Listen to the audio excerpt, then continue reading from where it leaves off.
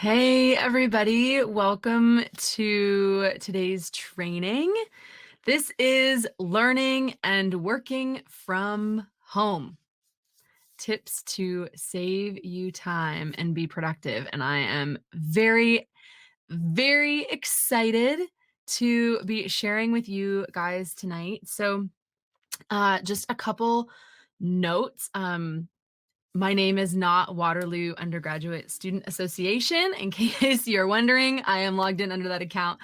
So my name is Kathryn, and I am honored that you guys are here today and that you are tuning in to this workshop tonight. So a couple quick things to help tonight go really well. I'm excited for this next hour to really dive into all things schedules and priorities and some practical tips about how we can overcome some of the big time traps that we can all fall into, but especially when we are learning and working from home, when we are a student or we're working and we're trying to adapt to a new normal. So just a couple of things to note. We will be using the chat when you are in Crowdcast. It's over on the right-hand side. Please say hi.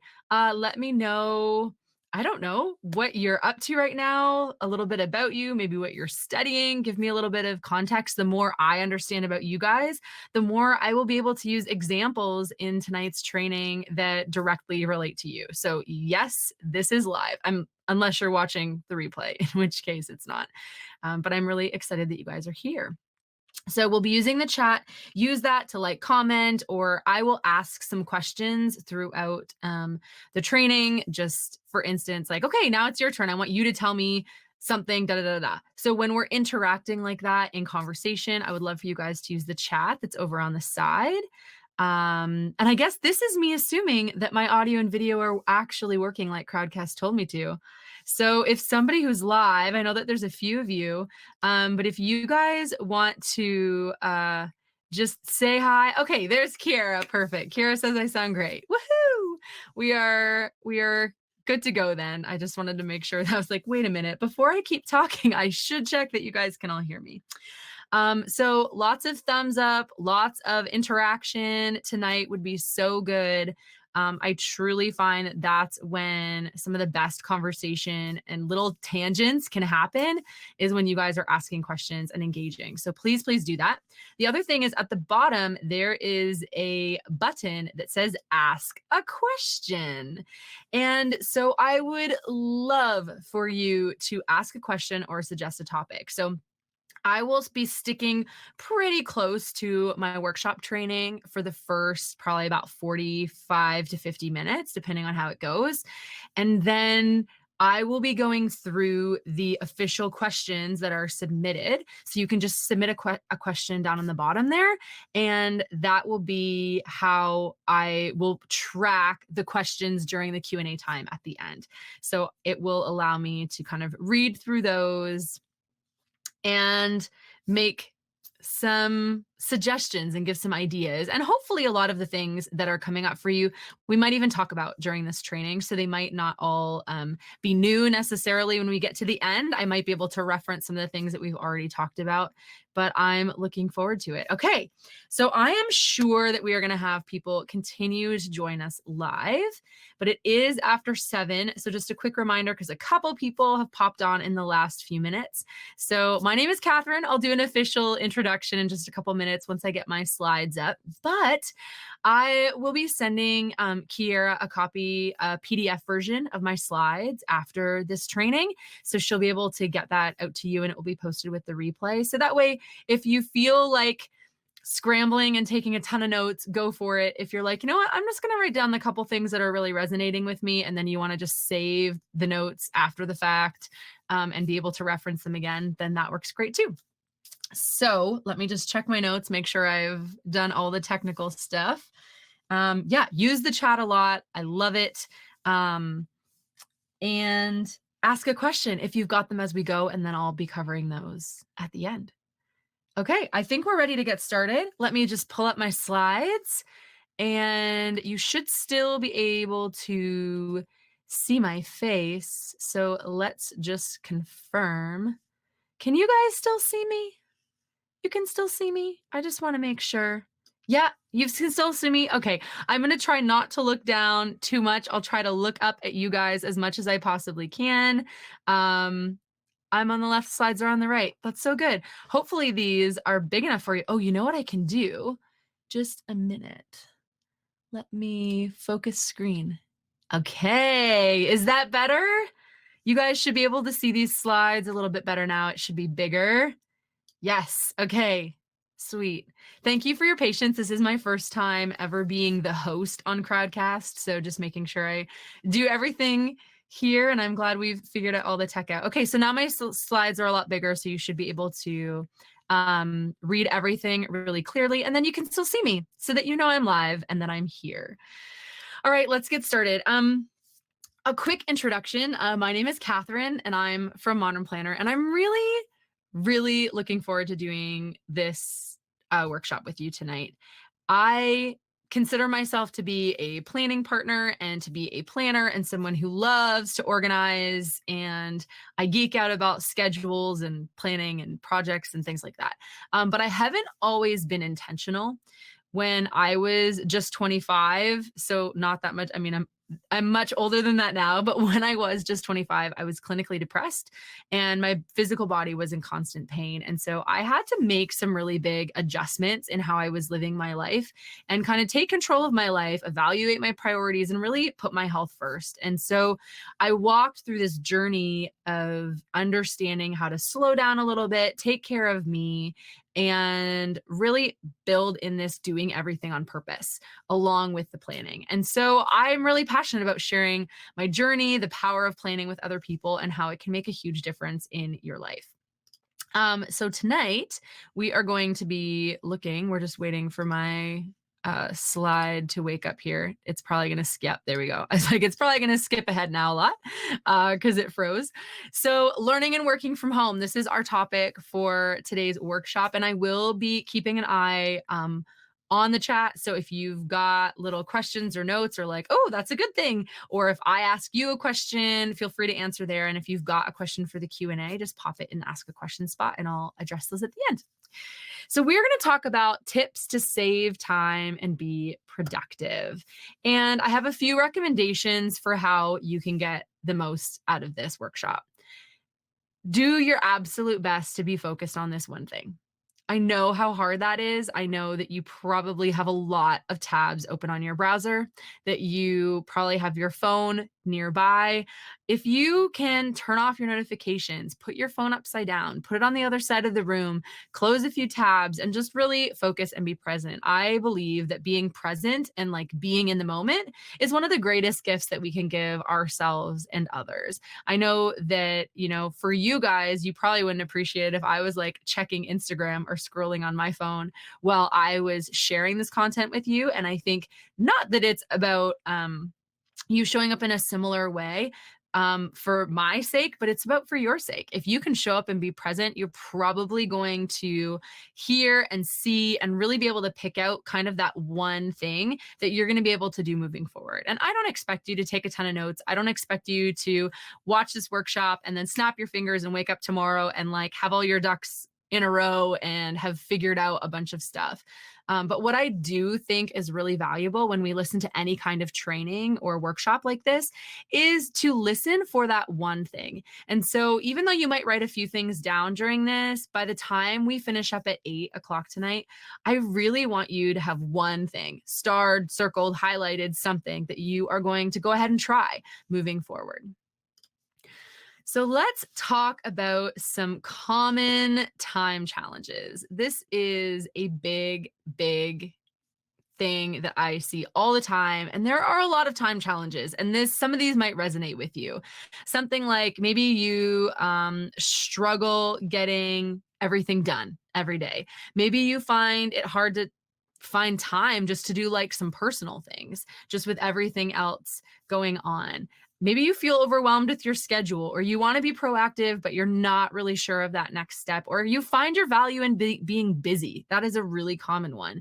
That was my biggest struggle in my high school years and into my mid 20s, was just my value came from the busier I was, the bigger badge I thought I was wearing. Or maybe you just keep trying to multitask everything, but it is not helping. So what I would love for you to do right now in the chat is let me know. It's your turn. Which of these common time challenges really resonates with you? Or if there's one that's unique to you, what is your biggest challenge right now when it comes to your schedule, when it comes to your time, when it comes to being productive? What is your biggest challenge? And pop that in the chat. I'm going to pause just for a minute, see if anybody pops anything into the chat real quick. Multitasking and not getting work done is one thing there. Not sure of the next steps. That is very common. Those are really common. We're definitely going to be talking about multitasking. Kira says all of the above. Vicky says not knowing where to start. Those are all very frequently asked questions or challenges that we all face. Value in being busy. Natalie, my girl right there. I know what that is like. So as we go through this, my hope for you is that we'll be able to answer some of these things as we go. Somebody else said here, planning too much and getting tired of planning and then not following it. Ooh, I have a fellow over planner. Okay, well, we're not going to be talking too much about planning too much on this specific workshop tonight, but I do have another resource that might be great for some of you that find yourself as over planners or don't even know how to plan. So I can talk about that at the end. So this is what we're going to cover. We are going to talk about the value of planning, because some of you might not even think it's really important. Like, why would I plan? Actually, the people that don't think there's any value in planning probably didn't sign up or show up. But we're also going to talk about what time management is really about, some of the truths about priorities, and then we're going to dive into some common time traps and how we can avoid them on a regular basis, which will allow us to talk about some ideas and practical tips to have a more productive day.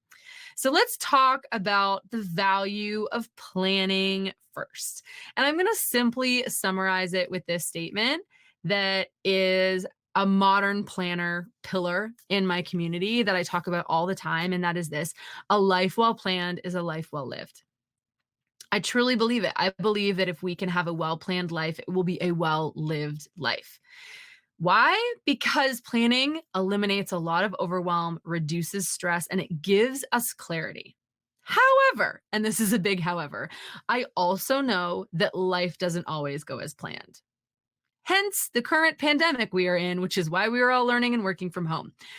But what a plan is even though we know that life doesn't always go as planned, a plan is a roadmap that we use to help get us back on track.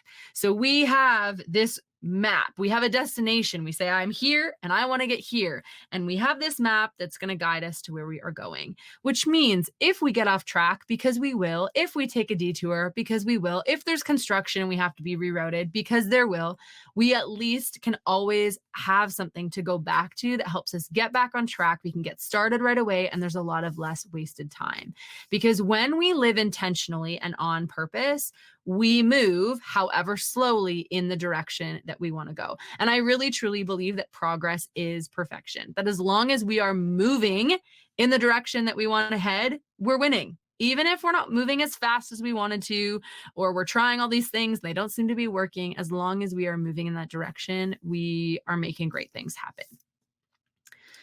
So let's talk about what time management is really about. Time management is a phrase that I don't really like. There's a lot of reasons for that. And the main reason why I don't like it is because you can't manage time. I don't like using the phrase and seeing the phrase time management. This is how you can, because you can't manage time. Time goes at the same speed every single day. There's the same 24 hours. Every hour moves at the same speed. There's always weeks and months, and time just keeps going. We can't actually manage time. We can't, adjust and reframe and refit time. Time is time. And so what I have learned through my journey, and what I really encourage other people is to remember that you can't manage time, but there are two really important things that you can manage.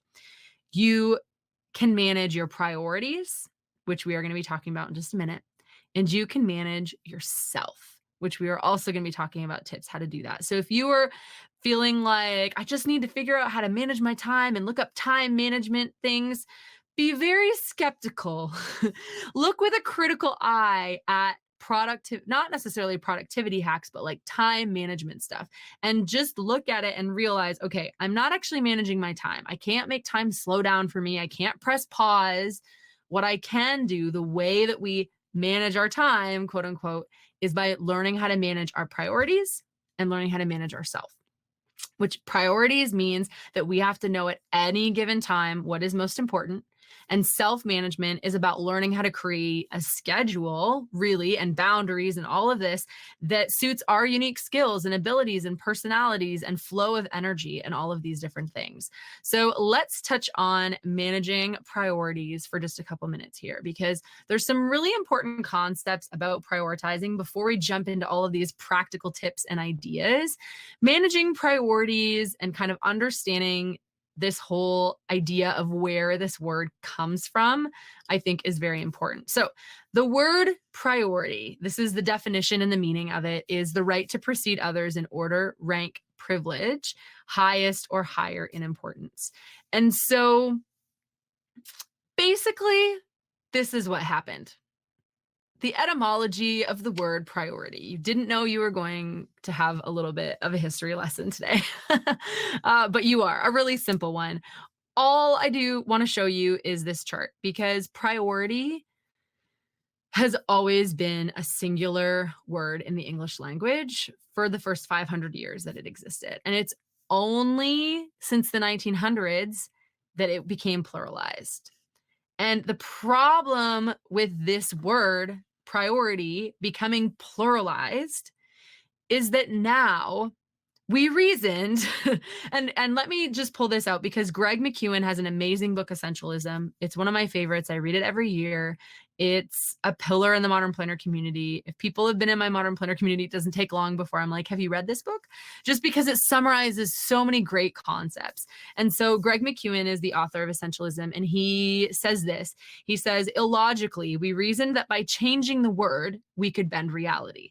Somehow we would now be able to have multiple first things. People and companies routinely try to do just that. So essentially what happened is we had this word priority. We decided, let's make it plural. And now we can have multiple first things in our lives. But now we get really confused, really complicated. We've got way too many things on the go, and then we don't end up accomplishing anything. And that is a really, really big challenge, because we have the impression that many things are a priority. But when we have many things as a priority, what it means is actually nothing is, because we've put nothing in as a higher importance than something else. And so here's the truth about priorities. And my apologies if sometimes my slides are coming up a little bit late. They seem to be just a touch delayed.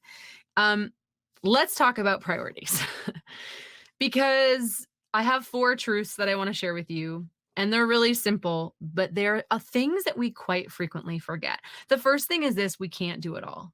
We want to do it all. We get told that we can do it all, but it is not healthy to do it all. Do you know where trying to do it all at 100% capacity leads you to? Potentially clinically depressed, your entire body in pain, and the emergency room with major health issues. That is where doing it all at 100% can lead you. So we can't do everything. The other thing about priorities that's important to understand is that we can't please everyone.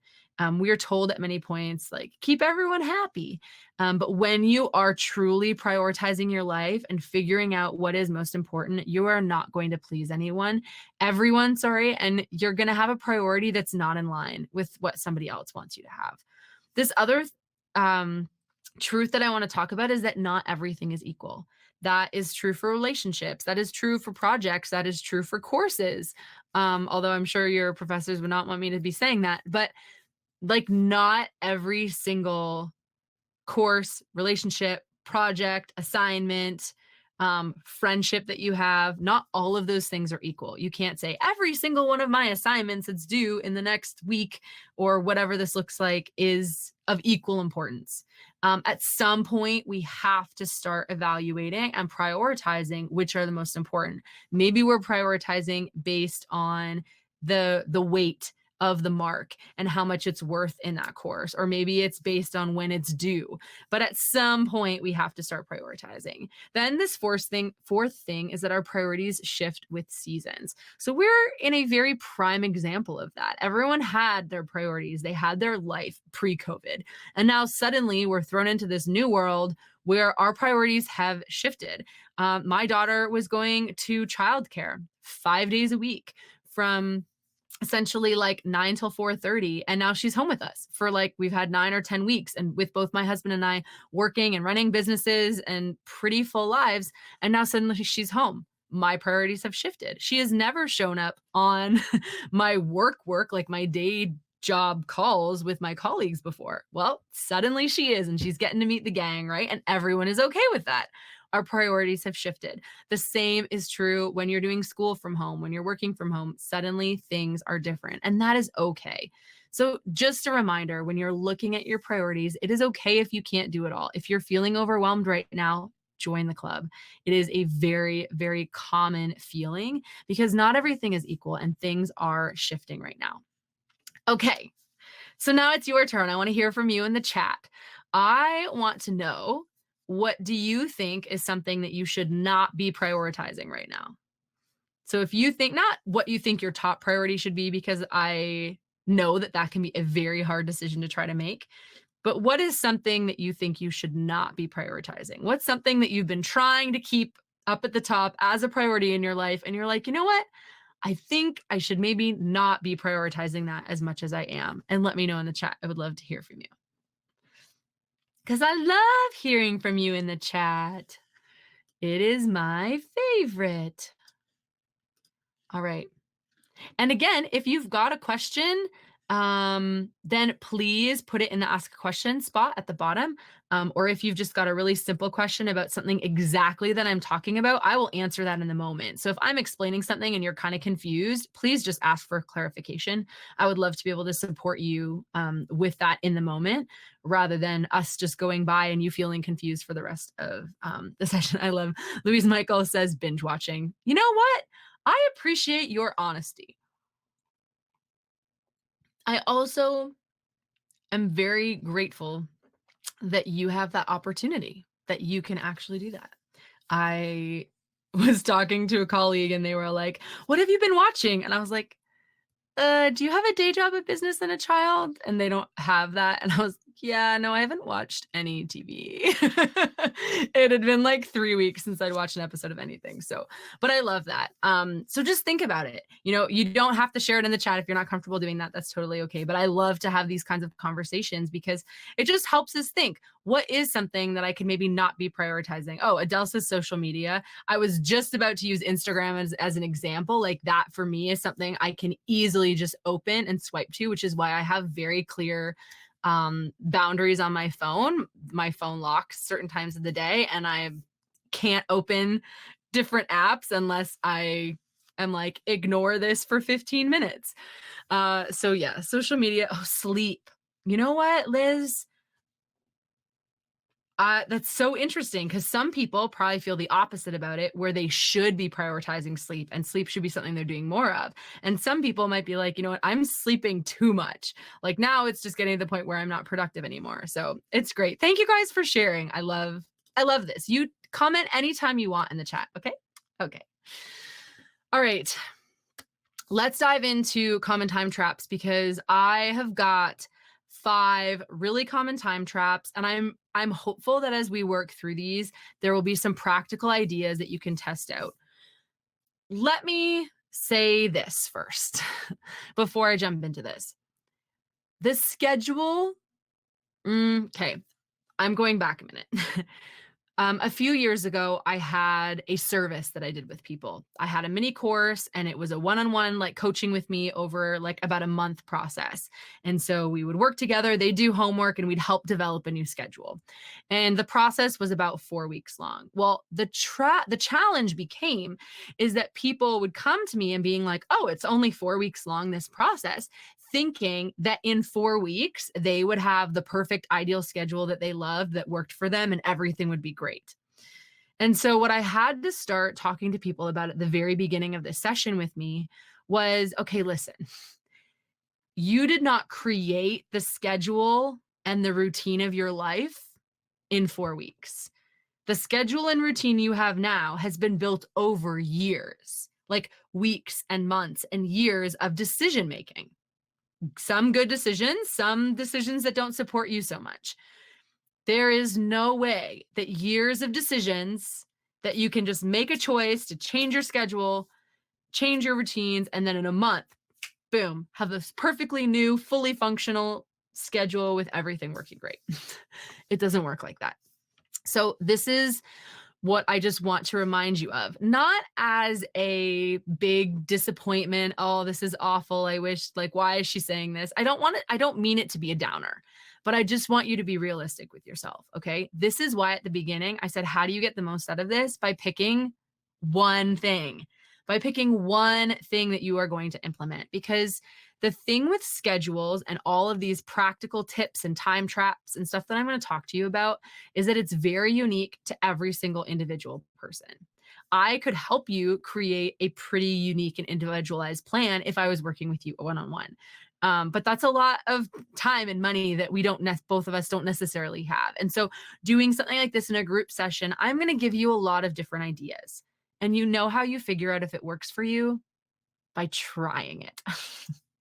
And my recommendation is always to commit to something for at least 1 full week, if not 2 full weeks before you change. Because what happens is we are wired naturally to not always like change. So we might try implementing something and maybe it works for us, but our reaction those first few days is just that we don't want to change. And so we put up a bit of a fight. And then it maybe would have worked if we'd stuck with it for 7, 10, 14 days. But because we stopped, and we'll never know why we stopped or whether or not it would work for us. So that's my encouragement to you is whatever of these tips you try, please try and really just do it for a week. If it's not working, don't just scratch everything and start over. The biggest tip I can give you with creating a schedule and a routine that works for you is try something and then adjust it at the end of a week. And then try that. And then adjust that at the end of the week.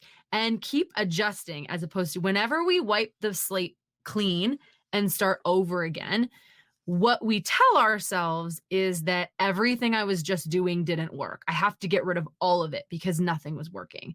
But I can guarantee you that there's always something that is working for you and something that is resonating with you. And so find what is working, keep that, and change and adjust the rest. Does that resonate with you guys? I hope that's encouraging and not like wah, wah, because I know that sometimes it can feel that way when it's like, oh, so it's just trial and error and I just have to try things and keep trying and adjusting. And like, yes, that is the best way to build a schedule and a routine that really supports you. And it can take a while. It took us as a family 4 or 5 weeks of self-isolation with all of us home, multiple work schedules, meetings, days, and schedule, all of these things to actually like figure out what's worked for us. And now the last 5 weeks, we're 4 or 5 weeks, we've been doing the same thing every week and it works and it's great. And now we almost don't have to think about it anymore. All right. So let's jump into the time traps. The first time trap that we are going to talk about is distraction. Distraction is anything that you allow to interrupt your schedule. And again, before I jump into all of these slides, you guys are going to be able to access the PDF version of this. I will be sending it to Kara so that she can get this to you guys. So don't feel like you need to write all of these things down. Write the main things that are sticking out for you. Okay. So with distractions are those things that you allow to interrupt your schedule, your flow, your meeting, your attention. And so the impact of all of these distractions is that we lose focus. We waste a lot of time and we're constantly readjusting, which becomes really, really frustrating. And so one of the things that we need to do in order to help eliminate kind of and avoid distractions is to create an environment that is ideal for you to focus. An example for me, and this may be nothing like what you want. I like having music playing, a candle on, and good lighting. If it's too dark or whatever, I find it really hard. When I was like in college, I do my best studying with food, like basically snacking all the time because when my body would like when I was doing something with my hands and chewing, like, so that was an ideal environment with my door closed, headphones in, whatever it is. So try to figure out what an ideal environment is for you. And so then here's a few kind of practical tips to deal with distraction. Turn off your notifications. I don't know how many times I've been in meetings with people and they just like, they've got this and then they keep looking down, keep looking down, keep looking down at their phone. And it's just like, oh, it's okay. It is what it is. Everyone has different kind of guidelines around their phone usage. But when you are trying to work or write an assignment or dive into a lecture or do something like that, turn off your notifications. Don't have your phone beep everything. My phone is actually turned off all the time, except for the rare occurrence when I'm expecting a call. So I am basically the opposite of what most people have. And I don't get any notifications for Instagram or social media or anything. And the only things that actually show numbers are my text messages and emails and like WhatsApp chat. And so I've really taken the turn off your notifications to an extreme, but it supports me. Make yourself unavailable for short bursts of time. If you need to write something and you've got all your research and you can do it in a Word document, turn off your Wi-Fi. Give yourself some like really focused time. The other recommendation I have, if you really struggle with distractions or like social media and things like that, is to use a timer. I don't know if any of you or how often you might use this technique, but I love using a timer. A lot of times it's getting started. And I think somebody said that up, like not knowing where to start. So for instance, you've got an assignment or a project or something going on and you're like, okay, I need to start this. Most of the time it's that initial, like those first couple steps that are the hardest. So what I do in cases like that, when I keep kind of procrastinating or I keep grabbing my phone, I'll be like, okay, Kathryn, I set a timer for 20, 15 minutes, 20 minutes, 25 minutes, whatever. An official Pomodoro is 25 minutes where you work for 25 minutes and then you take a 5-minute break and you work for 25 minutes. And it's a very structured thing. But I'll just set a timer for 15, 20, 25 minutes. I'll put my phone on the other side of my room and I just focus and I dial in to what it is I need to do. And I don't let myself do anything else. If I think about something else, I will actually grab a piece of paper and write it down and put it to the side. Because what happens so often, and there's psychology behind this, and I'm not going to get into all of it, but when we try to focus, our brains think of all the other things that we should be doing instead of this one task. And so when you can set a timer and say, this is the only thing I'm doing right now, if you think of things, write it down and then keep going, keep focusing on that. So those are a couple tips that I have for dealing with distractions. Let's chat about the second time trap, which is crisis. Crisis. These are last-minute emergencies that scream for our attention and throw us completely off our game. I also like to refer to this as putting out fires. The interesting thing about crisis is that it's not always our own. This is what bothered me the most about group work in high school and university and college. I don't know if anyone else is with me on this. If you are, let me know in the chat. This was what annoyed me the most about group work is I would plan ahead and know my thing and do this, but somebody else on the team would have a crisis, which then meant I had a crisis. Because if we were a team, their crisis was my crisis. So examples of this. So, like one of your roommates has a crisis, forget something, needs you to help, needs you to do something. One of your parents calls, they need you to like whatever. Something changes, an assignment date changes, now there's a crisis. Or honestly, crisis can come. We can have last minute emergencies just because we procrastinate. So all of that to say, a crisis can come from any place. It can come from within, it can be external, but it's that really last minute thing that kind of throws us off our game. And so when we talk about the impact of a crisis, it really is in a huge way time consuming, and it's a very reactive stance. And so we end up losing so much time and wasting so much time. So, how we can avoid crisis is by giving ourselves margin. Margin is not a word that's talked about a whole lot. I wish margin was talked about just as much as hustle was, but we're not quite there yet as a society. We still are hustle, hustle, hustle, rush, rush, rush, cram every single minute of every single day with as many things as we can, which in some seasons of life totally works. In other seasons of life, it is a fast road to burnout. And so, what margin does is it gives us a little bit of space to breathe. For a lot of us, our schedules are so packed with things back to back that there's just no room for the unexpected. We have no space for when things don't go as planned. And so that's what I always recommend when you're creating a plan. Have your things, be organized, but always leave enough space for the unexpected, for life to not go as planned. And what happens is urgency and that sense of like deadlines, it builds anxiety and stress, but it can also give you adrenaline, which in positive situations is a good thing. But you can also become addicted to adrenaline because I have been there and done that. And when I finally crashed and couldn't get out of bed for weeks, it was not fun. And so that urgency, that constant anxiety and stress because everything is last minute can really wreak havoc.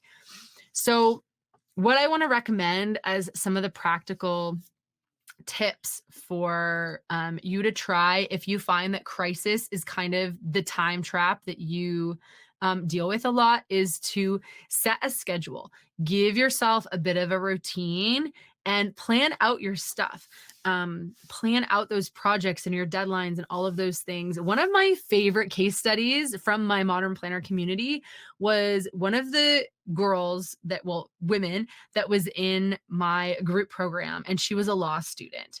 And now she's a lawyer, and I feel like I had a small part in helping her become one. Because what she did is she really took this margin thing to heart.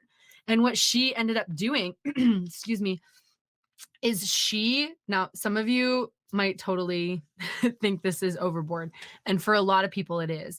But for her, what she did is she needed to figure out what her schedule was and how to avoid the crisis. Because with someone living with a chronic illness, she had this constant thing that she was fighting with, and she never knew when she would have a flare up. She never knew when suddenly she would have a crisis.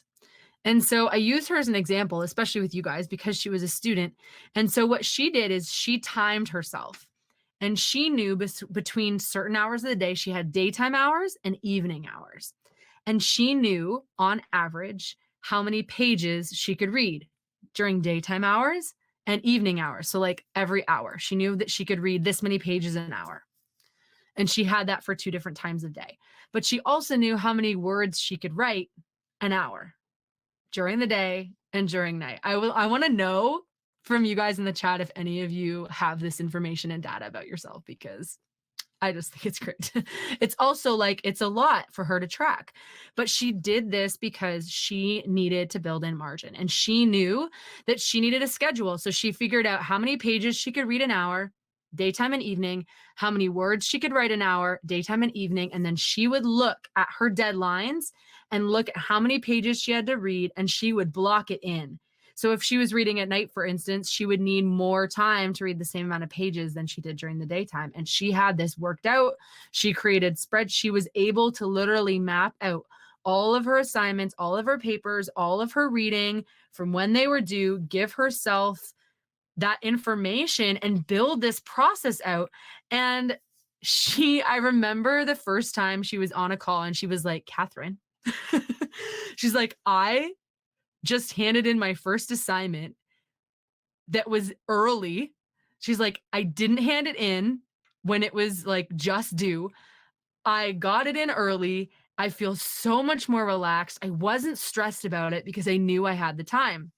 And so I say this not because you need to do it. However, having some similar data isn't a bad idea. And Vicky says, how long did it take for her to get that data? Is this an average over a few weeks? So I would say, I think for her, she was in my community for about a year and a half. And what she did is she tracked and she tested and she revised and really figured out her data over about half a semester. I think by midterms, she'd pretty much figured out what it was. And then she was able to implement it for the first time for the second half of her term or semester. And then she was able to just keep going. And she did that for she wasn't in my program the whole time, but she kept implementing it for the last year and a half of law school. And just, it made a huge difference. Natalie asked a really great question.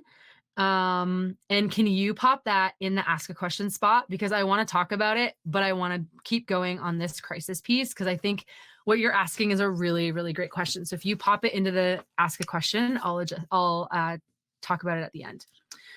So set a bit of a schedule, figure out, track your time, be flexible, but have an action plan. Okay, let's talk about multitasking. There we go. So multitasking is a time trap that so many of us face. And it came up earlier on the call tonight about, and multitasking is the effort to do more than one thing at a time. Scientifically, it's impossible. I'm not going to get into all the data, but essentially what multitasking is just task switching, very quickly jumping from one task to another. And I like to use this example. I really like to watch TV while I cook. Well, I used to before I had my daughter, and now that doesn't happen anymore. But I used to really enjoy watching TV while I cooked. The thing is I was actually never doing both of them simultaneously. I was either looking down at my fingers while I cut my carrot because I didn't want to cut off my finger, or I was looking at the TV and pausing what I was doing. Now I'm really good at just listening to TV and keeping up with it. But that's just an example. I was just going from cooking to TV. I'm not actually doing both of them well at the same time. And so that's the trouble with multitasking. And that's the impact that it has on so many of us, is that we really just feel that there's so much wasted time because of this task switching. There's a lot of inefficiencies. And so that's the same thing with like checking our inbox 30 times a day. There's probably not anything there that's that urgent, but we get into this habit and we need this rush of hitting the inbox and seeing a new message. And so we keep hitting it, but we're just then every time we go back to our assignment or back to our work project that we're doing, it takes us that much longer because we've just broken our train of thought from this, jumped to this, and now we have to get back into this gear. And so we just lose so much time. So the way to avoid single tasking, or the way to avoid multitasking, is by single tasking, which is just doing one thing at a time and focusing. I get that this is way easier said than done. Way, way easier said than done, but it's also really, really important. And so how we do this is we prioritize. This is why I started and set up this content with prioritizing at the beginning, because we have to remember not everything is most important. And so pick that. This is the most important thing for me to do this morning and just work on it. Try to get it done. So doing one thing at a time, trying to stay focused. There's a book by Cal Newport called Deep Work.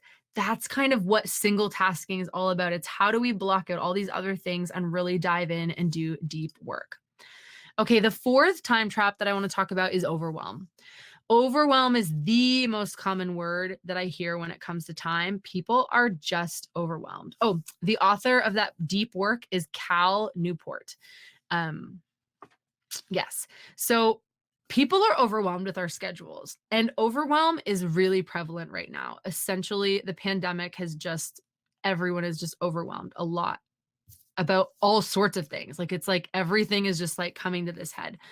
and schedules are full. We have competing priorities. We have too much on our plate and we have no idea how we're going to get it all done. And the impact of overwhelm is that we end up sweating the small stuff and becoming really, really anxious. Have you ever been in a situation where you had like this little thing you needed to do, but because you kept putting it off, became like really, really, really big, and you built it up in your mind, and then finally you had the time to do it. You sat down, you did it. You were like, that was it. Like that took me 30 minutes. I was expecting that to take me hours and that's what this overwhelm does. When we have so many things in our life that it's really hard to prioritize, we get really anxious about the small stuff. And so here's how we can avoid this. And I'm talking about prioritizing again, you guys, because it's so, so important. And we have to prioritize and get clear. When we get overwhelmed, we have to say, okay, what is most important? For instance, I have reprioritized some things in my life. Having a clean house right now has dropped down the list a couple notches. Eating good food is still really important for my family. Having clean clothes is still really important for me and my family. Having quality time with my daughter, getting outside when it's nice. It's been awful weather, but when it's nice, getting outside, that is a higher priority than cleaning my house. I am very clear about that. And when the house gets dirty, or if my husband says something to me about it, I'm just like, yeah, well, we spent 2 hours outside today and it was great. And that's my priority. And it's just realizing that, you know what, sometimes we got to let things go. And so when we're feeling really, really overwhelmed, figuring out what we can let go of and how we can prioritize is really important. Okay, let's talk about a couple practical tips, which we've already kind of touched on as we've been going through this, because a lot of these do overlap with each other. But some practical tips. Estimate how long tasks are going to take you. We are really bad at this just as people. I don't know why. We overestimate our work hours to inflate our egos. For instance, oh my goodness, I worked 50 hours this week, but if we actually were tracking our time, it was like 35, right? But we also underestimate how long some projects will take. So some things we overestimate. We overestimate, oh my goodness, this thing is going to take me like 5 hours. And then we sit down and we get it done in 1.5. And we're like, oh, that was a lot easier than I thought. But we do the reverse. And we underestimate a lot of times how long things are going to take. You know, I used to be like, oh yeah, I can write an assignment. You know, it takes me, and I knew it would take me about like 2 hours per page to kind of like write. And I thought that always included my research until I realized I'm like, oh no, it doesn't. Like I actually need to give myself like 2 to 3 hours of like prep and research and pulling materials and finding stuff. And then it will take me 2 hours to write. So like, and that was for a specific kind of assignment, not like a really technical one. Right. And so figuring that out. And so one of the best things I can recommend for you for beating the overwhelm is knowing how long things take and tracking your time.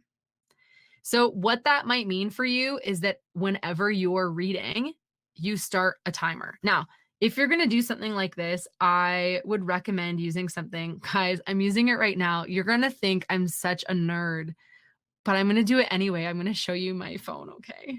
Don't laugh. This is my, okay, where's my Now Then app. And right now I am doing a webinar workshop, and see how it's tracking my time. So I have this all split up with like my work stuff with Modern Planner. I also have a part-time day job. And so I have it with that, and I have it with different sections. So that I can, I love it. Yang's like, haha, nerd, right? Like I am. And I've been doing this for years. So I have years of data on here. I know how long it takes me to write an email newsletter to my Modern Planner community. And it takes me an hour on average. Sometimes it can be a little bit quicker, sometimes it'll a little bit longer, but it's about an hour.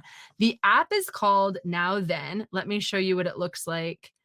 It looks like it's that red square right there. Now Then. There is a free version and there is a paid version. So even something as simple as like when you are working on one assignment, tracking that one assignment and going, okay, it took that long.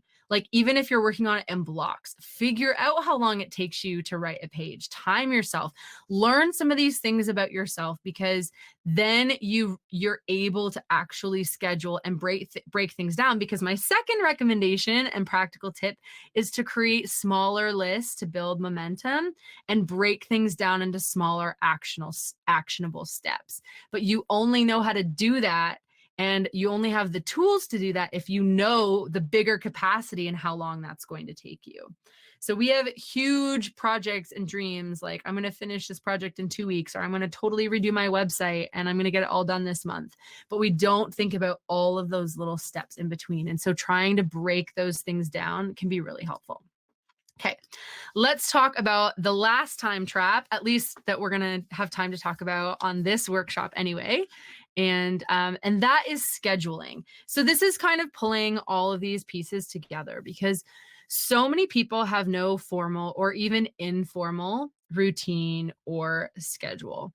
And so the impact of having no kind of routine is a lack of structure. There's very little progress, and we allow a lot of interruptions and distractions in, because there's no framework or guidelines for how to build it. And especially with kind of what happened with the pandemic, literally we went from one day having some form of routine to literally having nothing. And we're having to build that all over again. And so we want to avoid a complete lack of schedule. So this is kind of the opposite of the other ones, because we want to have a schedule. So we want to avoid not having a schedule, but one of the tips to do that is to time block. And so time blocking is where you just create blocks of time and you give these blocks of time a job. Do not do this for every 15 or 30 minutes or even an hour of your day. If you block your whole day out hour by hour, you will probably drive yourself crazy in just a couple days. But really what this looks like is saying, this 90 minutes or this 2 hours or this morning, I'm going to dedicate to this. And then I'm going to have lunch, I'm going to work out, and then I'm going to give myself another 3-hour work block. You can decide when you get to that study time what you're going to study or what assignment you're going to work on. But the point is assign that time in big blocks and give it a job.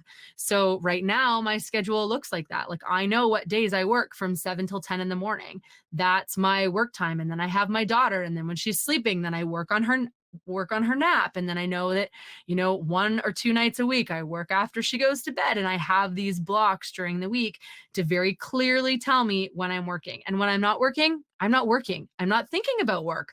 I don't do anything about work. I literally just stop and I have that boundary. However, let me just say that is from years of building my boundaries, years of experimenting and figuring what's worked, years of letting go of the guilt that, oh, I should be doing something else.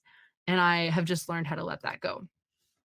So a couple really practical tips with scheduling, and we've already talked about a lot of them, but a few extras that you can think about is give every hour a job, which I've already kind of mentioned.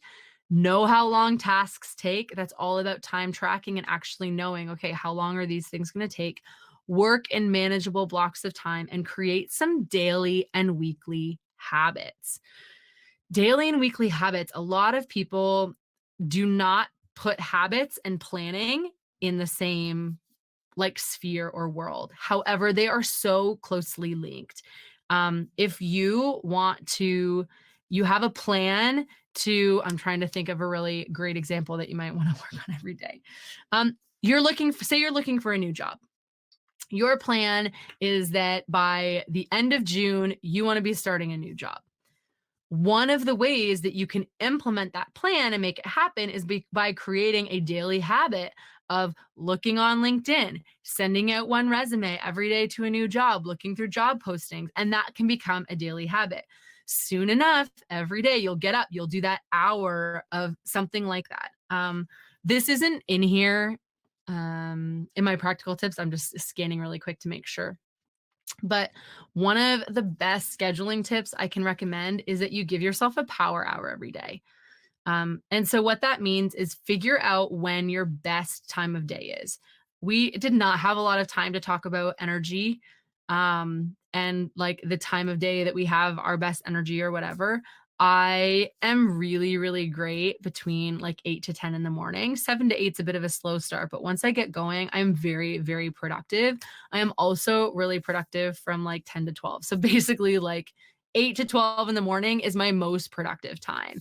And so, in that time, giving myself a power hour and saying, my most important task for today, I'm giving myself an hour to do it, and then I can do other things. But at least we're moving the most important things on our plate forward. So here is an overview of the 5 time traps that I talked about. And again, this will be in the PDF that Kiara can get to you. Distraction, crisis, multitasking, overwhelm, and scheduling, or AKA having no schedule. So now it is your turn. I want to know from you, of those 5, and I can go back if that's helpful.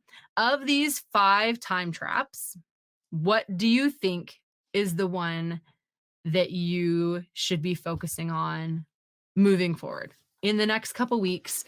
What is the time trap that is going to benefit you the most to work on? And I would love for you to let me know in the chat. And I'm going to have a quick drink of water before we keep moving.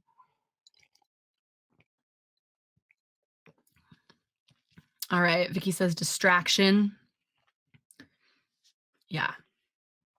So there's so many things. And this is why I want you to remember to really try to focus and take away one main thing that you've got. All right, I'll keep going. Oh, here we go. We've got somebody else with distraction. We've got scheduling. Don't currently have any sort of schedule. I will often spend too long on one thing and then don't have time to work on something else. Ooh, that's a really good notice. So instead of getting started, you're great at getting started, but then stopping is a tricky thing. We've got crisis, scheduling, overwhelm. I love that it's different for everybody and that they're all kind of present in there. Thank you guys for sharing that in the chat. I appreciate it. All right, so here's what we covered tonight. We talked about the value of planning, what time management is really about. It's about managing yourself and your priorities. We talked about priorities and we talked about common time traps and how to avoid them and some practical tips. So you've just said the one time trap that you think you need to focus on in the next 1 to 2 weeks. But I also want to know, what is the one thing that you're going to test out very, very specifically? So that's the one thing that you're going to look at. But what's the first thing that you're going to try? So say you need to deal with scheduling. What is the first schedule thing you think you might need to try? With overwhelm, what is that one thing that you want to test? I really want to make sure that you guys are leaving this workshop with a very clear action of what you're going to try and what you're going to implement. That being said, I would also recommend, because quite a few of you at the beginning, you asked a little bit about planning. So let me just really quickly share this link with you. My website is modernplanner.com. You can go there. I'm also on Instagram and I'll give you that link after. But please, please reach out, ask for support. If you guys are trying something out and it's not working, like send me a DM on Instagram. Let me know what you're trying and I would love to support you through that process. But the other thing that I have is I have a quarterly planning experience, which is 1 hour that helps you plan the next 90 days. So you can get that at modernplanner.com. And I won't talk about that anymore. But if you've got questions or anything like that, please reach out. This is my Instagram at modern_planner, or you can find more information at modernplanner.com. Okay, so I'm going to stop screen sharing so that we can click here, close video. Okay, am I back? It looks like I'm back. Okay. All right, I'm going to answer these questions, but let me just say, we've got a couple great suggestions here. Somebody said, I'm going to block out a great habit for each work day, which I love. Nicholas is going to set a timer at the start of each task. And so those are really good things. So having very, very specific actions is going to be very helpful for you guys. Okay, here are the questions. All right, we've got this question that says, how do you kill? Oh, I start answering. Here we go. How do you kill the desire for the adrenaline rush behind the hustle? I would say I'm a bit of a junkie for keeping busy. And like you mentioned, the crash is not nice. And the quarantine is my worst nightmare. It feels like my life disappeared. I'm also now technically graduated, hence nothing to keep the schedule for. Um, really, really good question. And honestly, I probably have to say that how you kind of, for me, how the desire for like hustle and that adrenaline rush, how it kind of subsided was me honestly hitting such a low that I was like, I never want to experience that again. And I just decided my health was not worth it. Like, I only have one body, I only have one shot at this, and I was not treating it in a way that was very respectful or that was going to work for the long term. And so I think you just have to, what you have to have is something that you value more than the hustle and the adrenaline rush. So for me, that became my health and that became my family. And those became the things that were more important. So it's like, yeah, do I want to hustle sometimes? Sure. And I can totally get sucked back in. But at least for me, I've learned how to figure out what's more important. And so for you in this season, because you're graduated and you don't really have that schedule right now, maybe it is your health. Maybe it is learning to cook. Figure out something else that you would love to do that you can replace with the hustle. So hopefully that is helpful, but such a great question. Okay.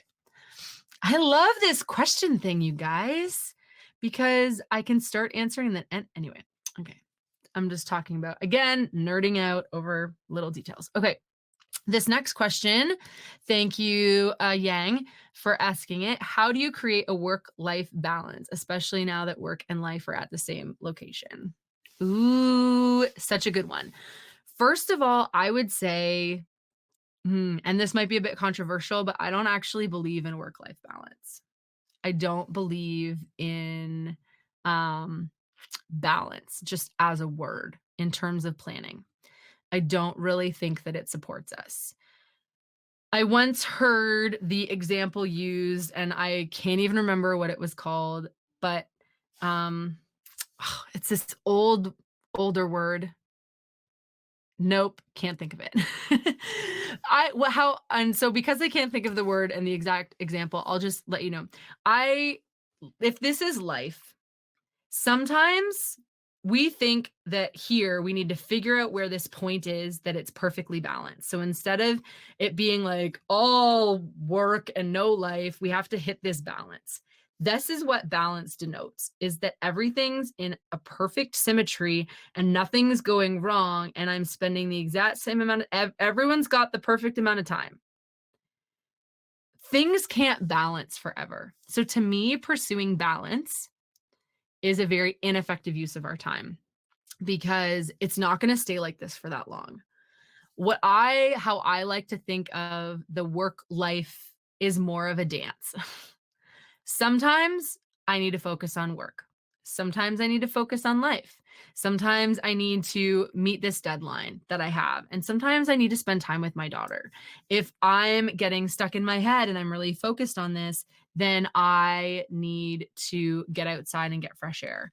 So I think a big part of work-life balance, to answer your question, this, how do we do work and life, especially when they're both in the same location, and giving yourself a schedule. Maybe that means like you do prime studying at like 8 in the morning, and from like 8 till 11 is your best time to like work on school stuff. Then do that. If you are working full time, don't necessarily feel confined to the 9 to 5 if that's not your ideal time to work during the day. Maybe you work really, really well first thing in the morning and later at night. Do your meetings, do the things you need to, but really focus on your energy. And I think when you have this ability to do work and life all at one time, you figure it out. And you figure out what works for you and how to use that, but go with your energy. And when you have the energy, do the things that take the most brain power. For instance, an example, when I am working and don't have to have my daughter with me, I have very clear tasks that I work on. There are some things I can do when I have my daughter with me. For instance, today, she did not nap. She joined me in a work meeting. Great. It's okay. It's not the end of the world.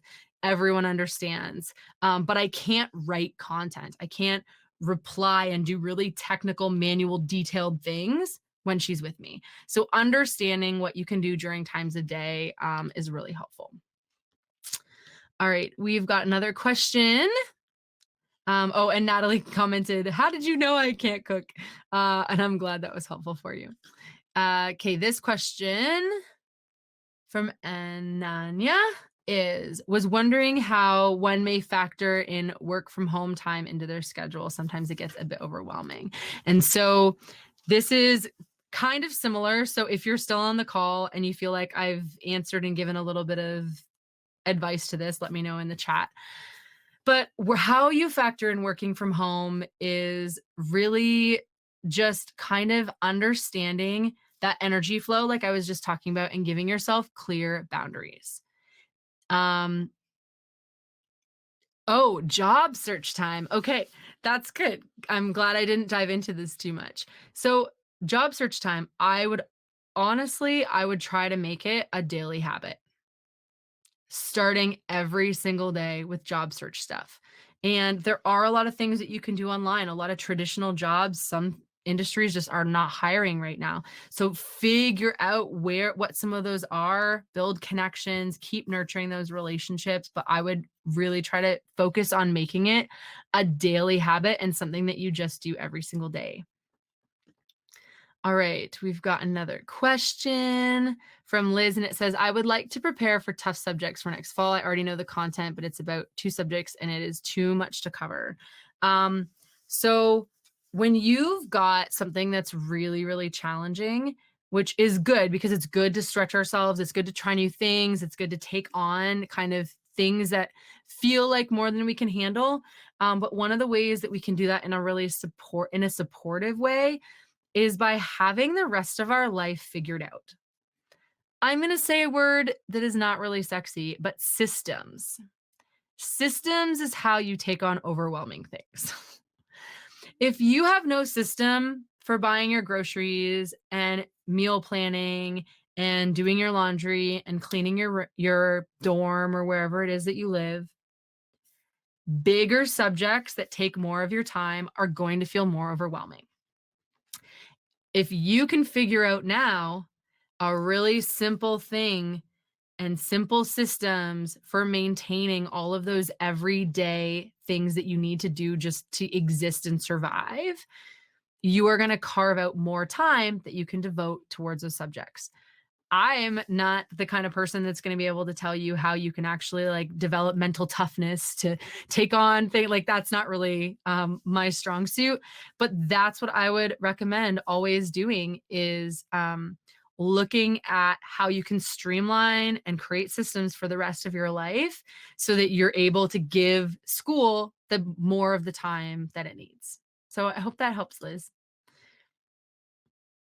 Oh, right. Ooh, this is a good question from Vicky. You guys are asking great questions. Thank you for this, by the way. Where can we start if distractions are something that calm us down and make us happy? I doodle a lot when making my map, so the doodles turn too fancy and then start wasting time. I like making pretty notes though. Okay. It is so good if you've got a distraction that calms you down. The fact that you know that is awesome because a lot of people don't know that about themselves. So what I would do is the same thing that I do when I go on Instagram. Be like, okay, you know what? This is really helping me. Just grab your phone, set a timer for 5 or 10 minutes, and then throw your phone across the room or like toss it on the couch or something. Don't like throw your phone across the room. That's not what I meant, but like toss it somewhere where you can't reach it. And then give yourself the time. The key I have found with creating a schedule that we enjoy, that fills us with figuring out our energy, is by not allowing ourselves to feel guilty about stuff. The stuff that fills us, that calms us down, that re-energizes us, whether that's getting outside, going for a walk, riding a bike, doodling, cooking, we need those things in our life, especially now in this season when things are so different. And so allow yourself to do that. Just start a timer so that you don't go on and on and on and on, and you're able to kind of give yourself a bit of a time frame for it and do those things because we need those things now more than ever. All right, Adele's question is, I'm in school and usually on the weekends I sleep in because it's hard to motivate myself. I hear you. Now that classes are done independently, do you have any tips for waking up early so I can start my day at like 8 a.m. like a regular in-person class? Um, so here's the thing with schedules and school and sleep. What you might actually be finding out is that you do better sleeping at different times of day. Now, you're only really truly going to know this if you've tested other things, which I don't know if you have or not. But a lot of the studies do show that waking up consistently every single day of the week is more beneficial for our productivity than having something from Monday to Friday and then changing it on the weekend. So I only shift my sleep schedule by 30 minutes on the weekend and then shift it back on a Monday. Um, so in terms of your schedule, I would just figure out something that you love to do and give yourself and tell yourself that you get to do it from 8 to 8:30 or 8 till 9. And if you sleep in, you miss doing the fun thing that you had for yourself. So, for instance, say you love working out or you love doodling or doing like the coloring books, or you love being on Instagram or searching on Pinterest or whatever it might be. Give yourself 20 minutes, 30 minutes. Maybe you love listening to podcasts. Give yourself that thing to do from 8 till 9 in the morning or 8 to 8:30 in the morning. And if you miss the window, you miss it and you don't get to do it that day rather than bumping. Part of it is building these new reward systems, and learning how, making this decision, how does this habit that I'm trying to develop, how does this build and kind of stack? It's called habit stacking. So if you can get used to, okay, at 8 o'clock, I listen to a podcast. I love listening to podcasts. It might motivate you to start listening to podcasts. And then once you're good with that 8 a.m. podcast, then it might be like, okay, well, then after that, I think I might as well, like, maybe I should make breakfast while I listen to a podcast. I don't usually eat breakfast in the morning. So then you habit stack and you add that on top of it. And then you're like, well, you know what? I always have more energy when I work out in the morning. So maybe I'll add working out before the podcast and breakfast. And then before you know it, you're building a really solid routine that supports you. And so hopefully that helps, Adele, and gives you some ideas. So yay. Okay. There's no more questions from you guys. I'm glad that you found that helpful. There's no more questions. So we're going to wrap this up, but thank you guys so much. I really appreciate you showing up live. Thank you for chiming in on the chat. And please, as you're doing this, like I'm on Instagram. I have a Facebook group for my Modern Planner community. I have a lot of free content. So if there are more things that would support you guys, like creating a quarterly plan for the next 3 months, all of that stuff, please come follow me. Check out my website, modernplanner.com. And hopefully that I'll be able to continue supporting you. Or if you try some of these things and they work, tell me because I love hearing when things work. So please do that. If you try something in your schedule or you asked a question and you try it this week, can you please send me an Instagram DM and let me know? Because I would really, truly, that would make my day. So yay, you guys are so welcome. Thank you for all the thank yous. I'm really glad that you guys enjoyed this.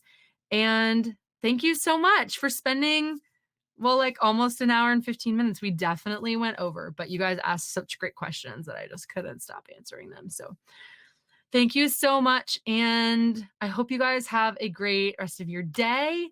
And I hope you'll reach out to me and we can continue chatting and we'll talk again soon. All right. Thanks, everybody.